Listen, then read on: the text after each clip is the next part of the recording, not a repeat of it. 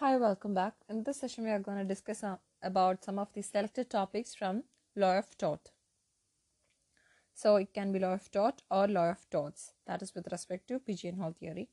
Now, the general principle of tort. Tort is a civil wrong, primarily fixed by law. Remedy is compensation.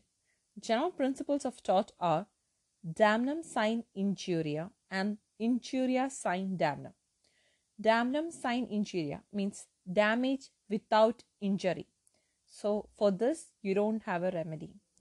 But injuria sine damnum, that is, there is injury but without damage. But for this, we have a remedy. And the famous case laws are grammar school case as well as Ashby versus White case. So with respect to grammar school case, the fact is that there was a Sanskrit grammar school existing in a locality and another grammar school started nearby. So there was a reduction, like there was damage to the benefit of the first school. But there was no legal injury here. So that is not actionable. While Ashby versus White, here a person's right to vote was barred. He was detained and he was not let to go for voting. But the candidate whom the person intended to vote for did win the election. So there was no damage caused, but there was a legal injury. The right of the person to vote was violated. There was a legal injury and thus that is actionable. So that is with damnum sine injuria and injuria sine damnum. Now, essential conditions of tortious liability. The first one, an act or omission on the part of the defendant. Second, intention or negligence or breach on the part of the defendant. Third, damage to the plaintiff. The plaintiff can claim damages without damage suffered to him, that is injuria sine damnum. Then there must be a legal injury. Now, the general defenses under tort, the first one will be voluntary non-fit injuria. It means that one cannot sue after giving consent. That means no act is actionable as a tort by a person who has expressly or impliedly assented to it. The best example will be a car racer who gives consent knowing the dangers that can be dangers of the car racing. So if there is an injury during the car race, an accident and injury, he cannot claim any compensation because he did consent to it. Now, inevitable accident. So inevitable accident means damage caused due to accident while exercise of an act in due care and caution. Now, act of God or vis major. Any loss or damage caused due to the natural calamity is called act of God or vis major. Act of God is defined by Bullock and Winfield as an operation of natural causes so unexpected that no human foresight or skill could reasonably be expected to anticipate it. And then we have private defense. So every person is entitled to use a reasonable force for the protection of his body and property. It is a right available to a person to defend or to get protection from an act. This right is called private defense and it is available in civil as well as criminal cases. But the force must not be higher than that of the force of the accused. Then the another one is necessity. If a man compelled to do an act out of sheer necessity, he will not be liable for the injuries. It is based on the principle necessity knows no law. So necessity knows no law is held as a defense in tort. Then plaintiff himself the wrongdoer. If there is any fault on the part of the plaintiff, he cannot sue. The defendant is not liable. The plaintiff has no right to sue against the defendant. It is based on the maxim ex turpi causa non oritur actio. Ex turpi causa non oritur actio, which means that no action will arise from an illegal or immoral cause. Then we have act of third party or novas actus interveniens, act of third party, or novas actus interveniens. It means a new act interfering. That means any act done by a third party and loss suffered to him cannot claim damages. Novus actus interveniens means intervening new act. The negligence from the part of the defendant causes damage or injury to the plaintiff. The defendant is liable.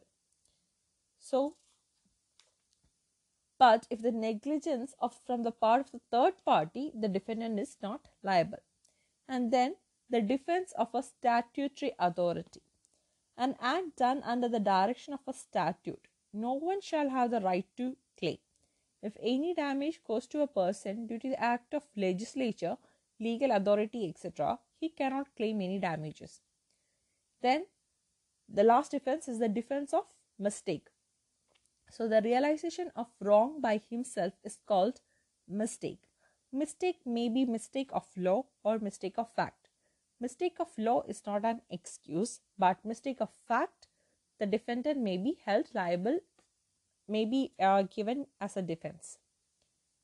So the general defenses will be voluntary non-fit injuria, inevitable accident, act of God or vis nature, private defense, necessity, plaintiff himself the wrongdoer, act of third party or novus actus interveniens, then the defense of statutory authority and the defense of mistake. So these are the general defenses under tort. Then trespass. Trespass means passing beyond the limit, that is transgression. Trespass includes the unlawful interference of a land, goods, person, etc. There are different kinds of trespass. They are trespass to land, trespass to goods, trespass to person. Now the remedies for trespass, the first one is judicial remedy and the second one is extrajudicial remedy. Now wrongs to the person. A wrong to the person means any wrongful act done against any person. It includes assault, battery, false imprisonment, etc. Now assault and battery. Assault means a threat which causes fear to a person, whereas battery means the actual use of force against a person. The next one is defamation. Lowering the reputation of a person is called defamation. Defamation includes by words spoken or written statement or visible representation.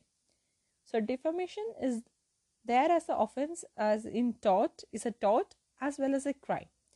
Defamation is a crime as per section 499 of IPC. Then essentials of defamation. The first one is malice intention. The second, statement must be defamatory. Third, statement must be in relation to the plaintiff. The fourth, statement must be communicated to at least one person other than the plaintiff, or the words must be published. And we also have innuendo under defamation. Then we have types of defamation. The first type is libel. It is a type of defamation. Libel means defamation in a permanent form. Then there is slander. It is a kind of defamation where the slander means defamation in temporary form. Then there is innuendo. A hidden defamatory statement is called innuendo. Now the famous Daily Mirror newspaper case is very famous for innuendo.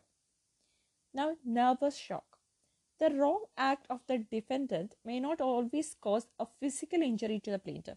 Sometimes the wrongful act of the defendant may cause nervous shock and mental chill to the plaintiff.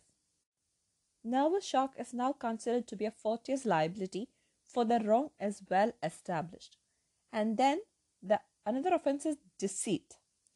Make false statement of facts with regard to another person is called deceit. Essentials of deceit are 1. A false statement of facts. 2. The plaintiff must have acted on it. 3. The plaintiff must have sustained damage. So that is deceit. Then there is mayhem.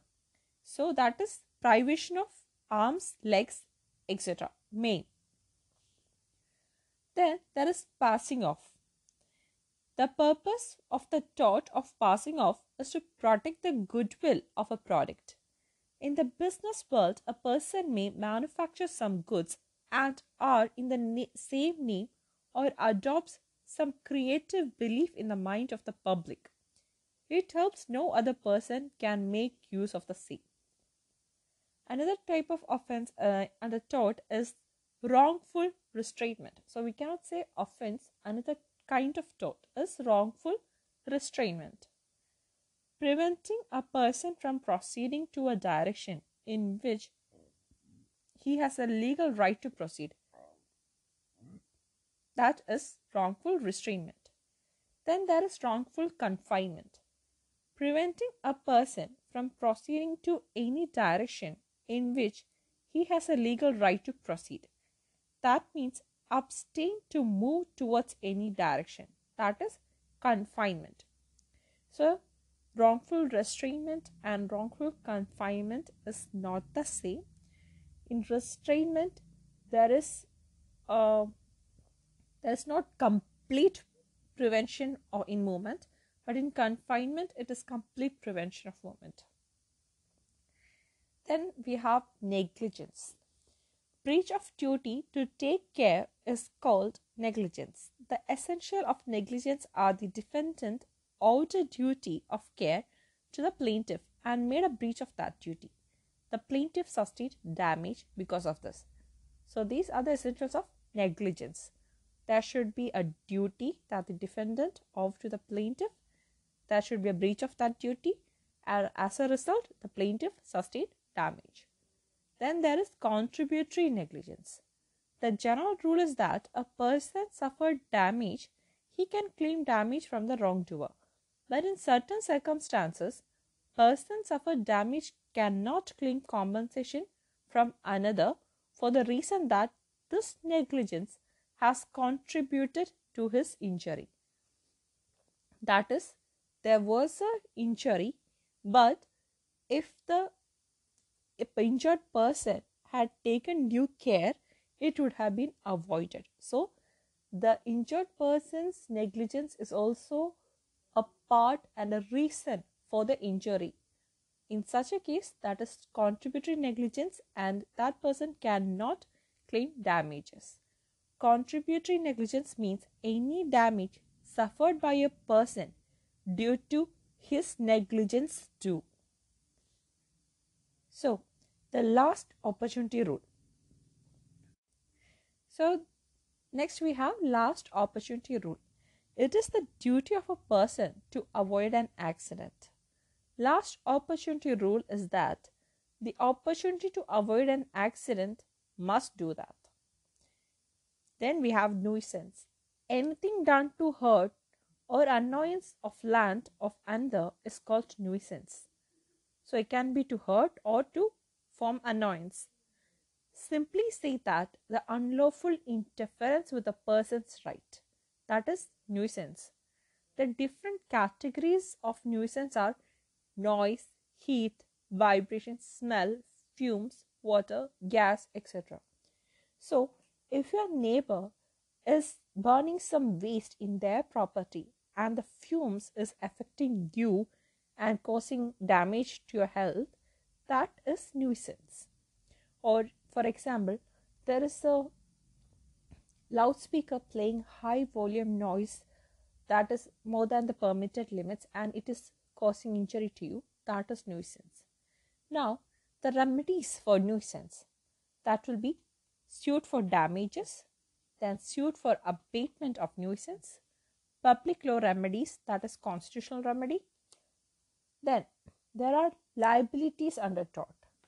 Liability is a tie or bond which comes in the existence when a right is violated, a duty is not performed. When there is a breach of obligation, the liability will arise. There are different types of liability, and they are strict liability, vicarious liability, absolute liability. So, strict liability is discussed in Rayland versus Fletcher. Then with the Bhopal gas leak tragedy, we discussed about absolute liability. Then vicarious liability is respondent superior, where the act of another person, one person becomes liable for the act of another person. So strict liability, the liability arises where an act done without wrong or negligence is called strict liability. So the liability arises not, for example,